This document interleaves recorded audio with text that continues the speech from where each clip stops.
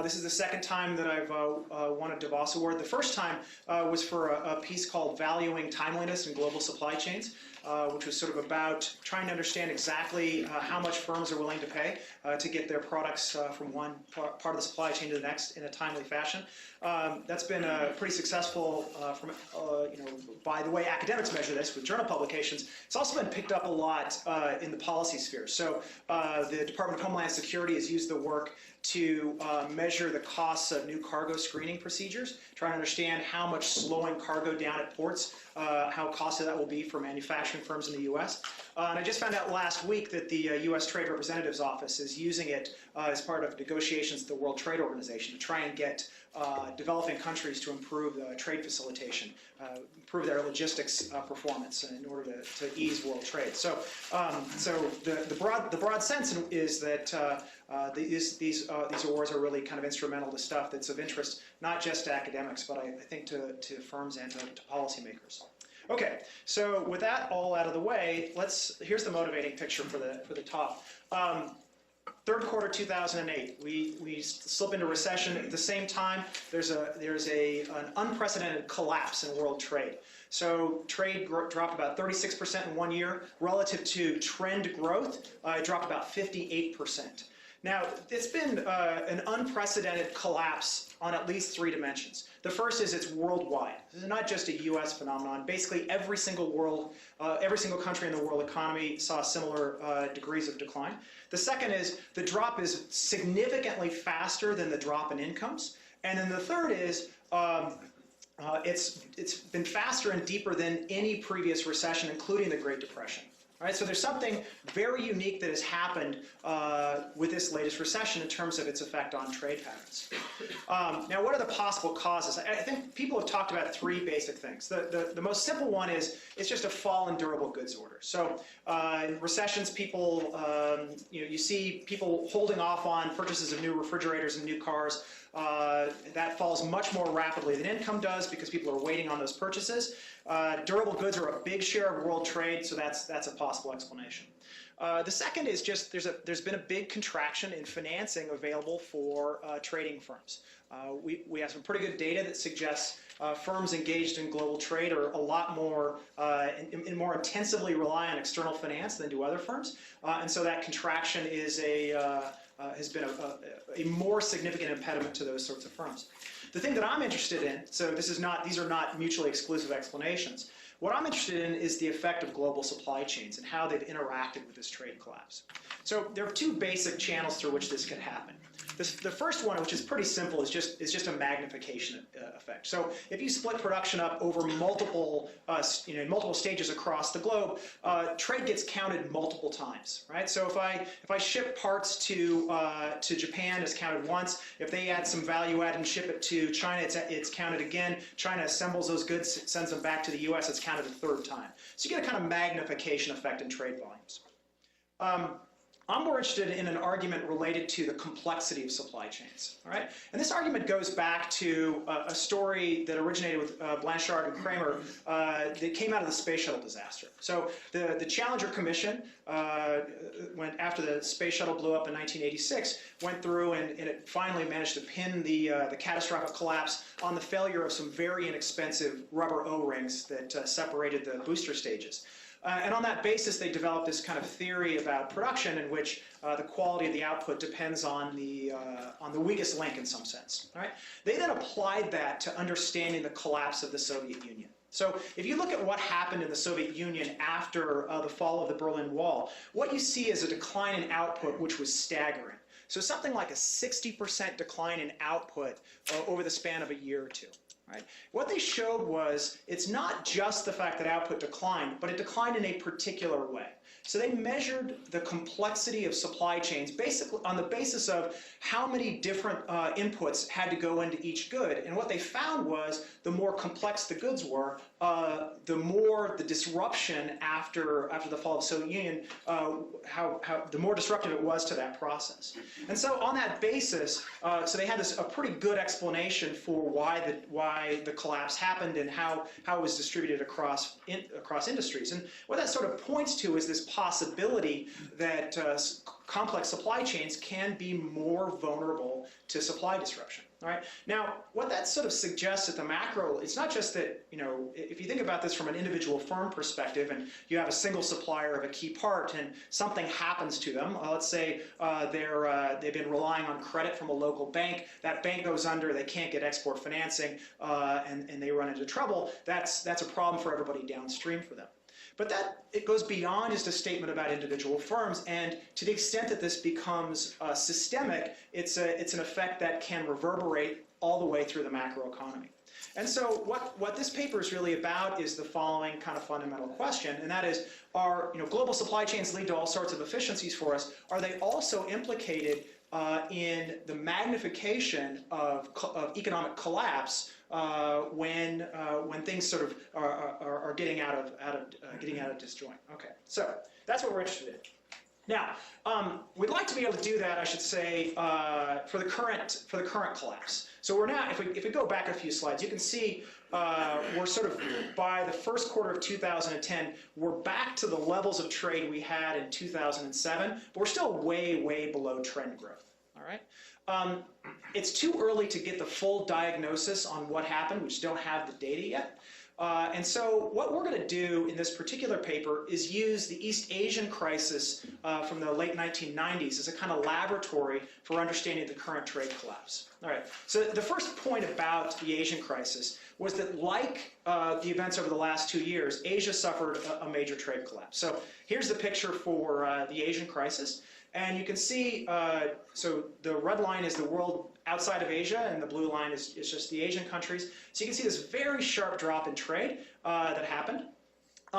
The second piece that is sort of informative is that preceding that collapse, Asia had probably the most rapid growth in production sharing, sort of dividing up supply chains of any region anywhere in the world. So just some quick data points on that particular issue.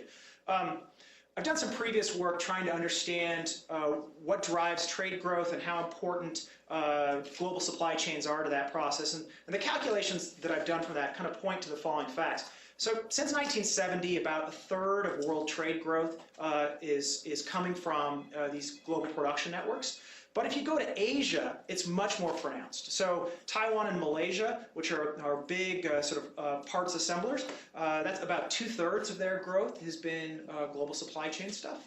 Now, if you look at China, and the stuff I've got on this slide is coming out of a book that's just hot off the presses that separates out trade patterns on the basis of what's called processing trade versus other kinds of trade. And what it shows is really astonishing.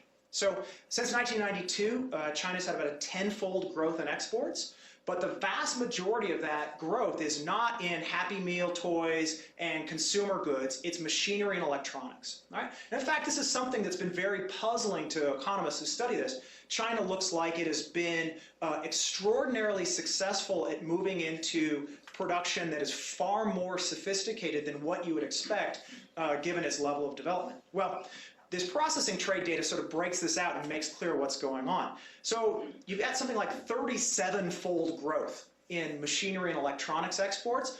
All of that is in the processing sector.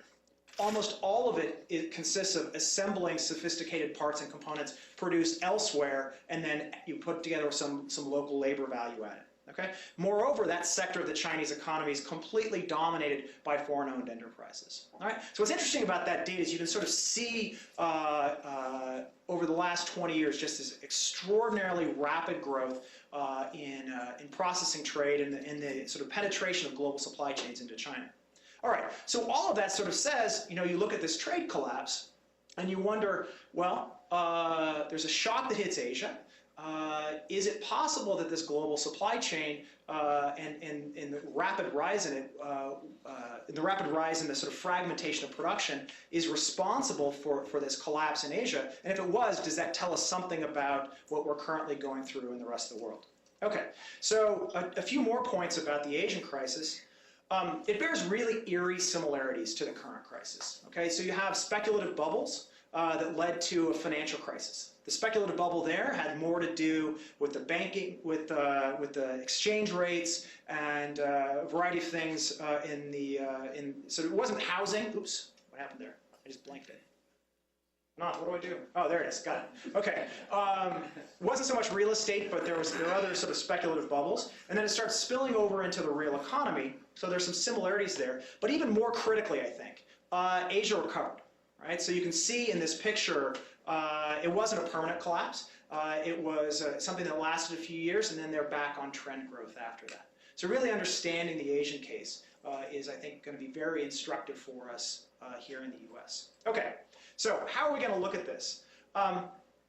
You know, it's difficult to make specific claims about the behavior of individual firms when you are trying to understand an entire region's behavior over the span of a decade. So we're going to use a data tool called an input-output table, and in a particular specialized form of input-output table that allows us to track global linkages. All right. So if you think about an input-output table, what it looks something like this. So across the top there, you have a bunch of different industries.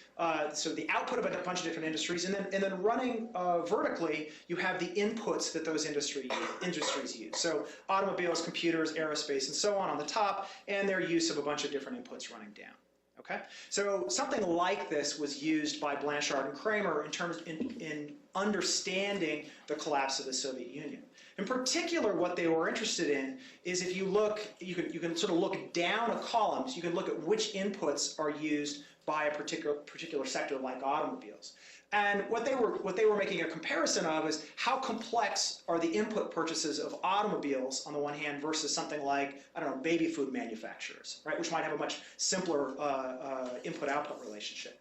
You can also look at this from the flip side, which is you can look at an input like steel and sort of say, where is it present, you know, which types of, you know, what parts of the economy use steel. Okay, so these things are fairly standard. What's unique about the particular data set we're using here is the ability to track foreign input usage. All right, so we know not just whether automobiles or aerospace uses steel, we know where the steel comes from. Is it Korean steel, is it Japanese steel, is it Chinese steel, and so on, okay?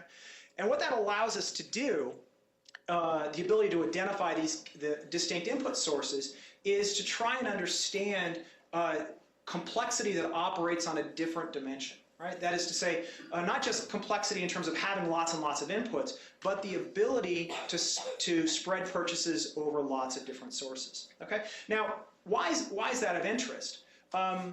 When we look at that relationship, when we see an industry using more and more distinct inputs, when we see them buying from a number of distinct sources, there are two possible things that could be going on there.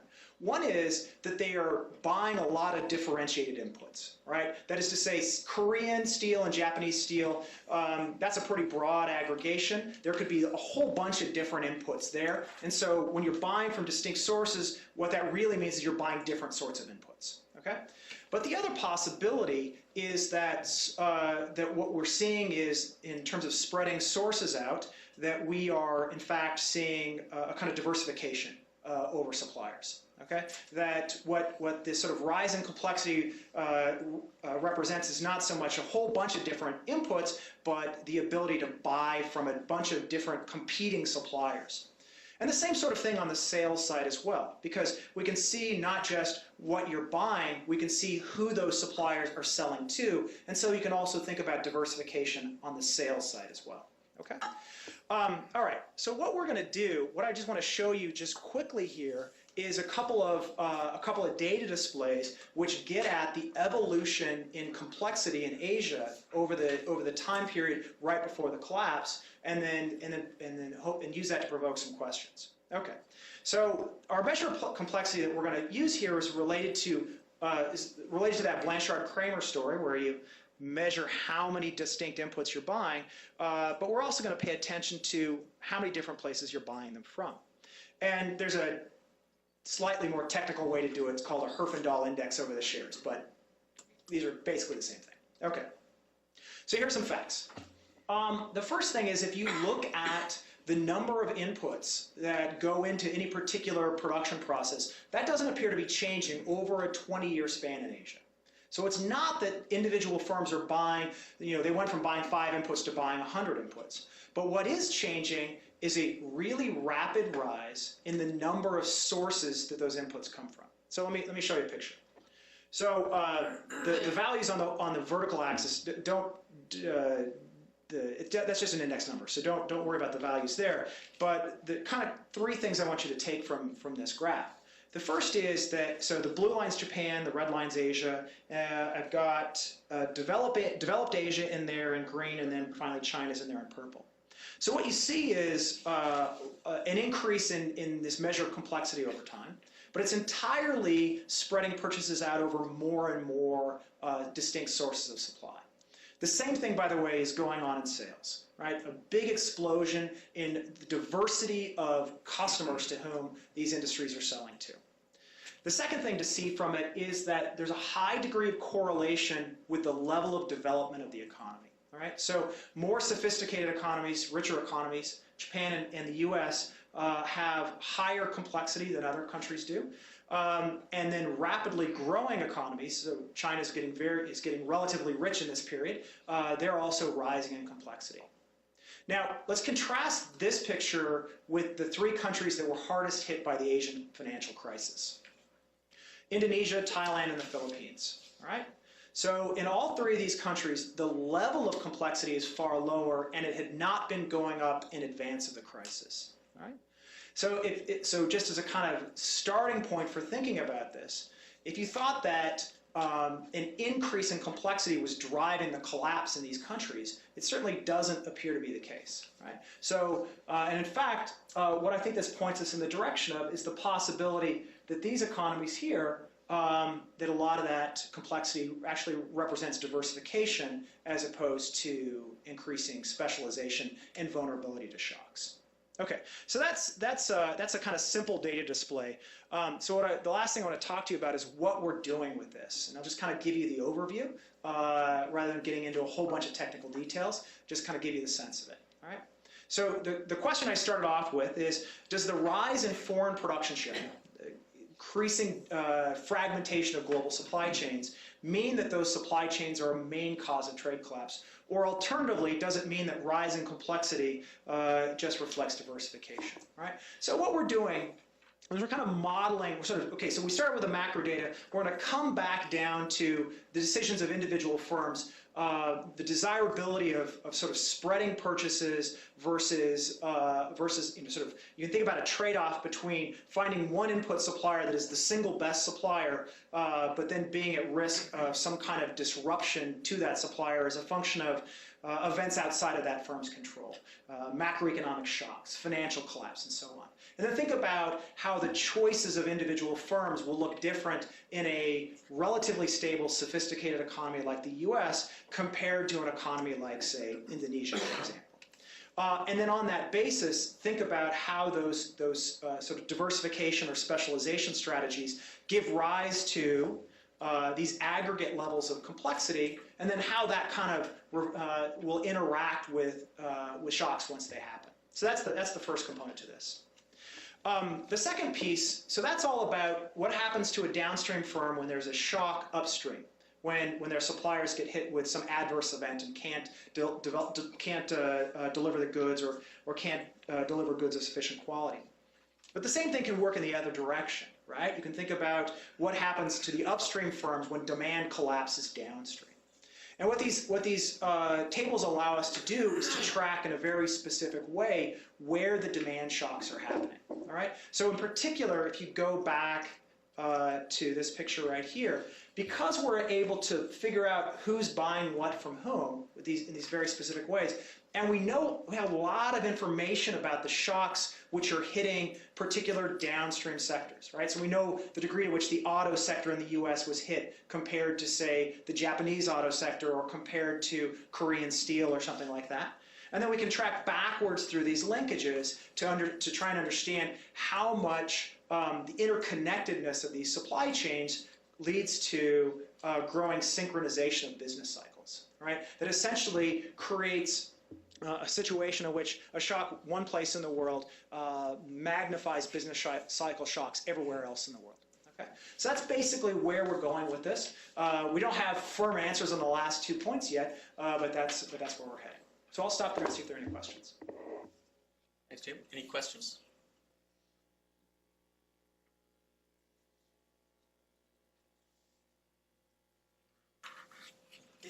If you look across the commodities, are there particular commodities in which there's greater fragmentation and diversification of Sure. sourcing? Yeah, and so if you think about, it's perhaps not surprising if you sort of look at a table like this. If you look at computers, for example, computers and electronics and machinery are by far and away the most complex chains. All right, involve the most countries, involve the most distinct inputs, and so you can sort of see a relation. I mean, if you just took a kind of crude idea of how sophisticated a product was, that actually maps reasonably well into what you see in the very careful data.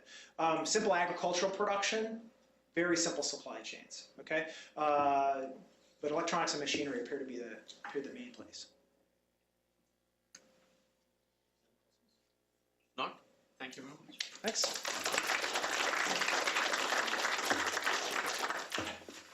And now you're back on schedule. Yes, thank you.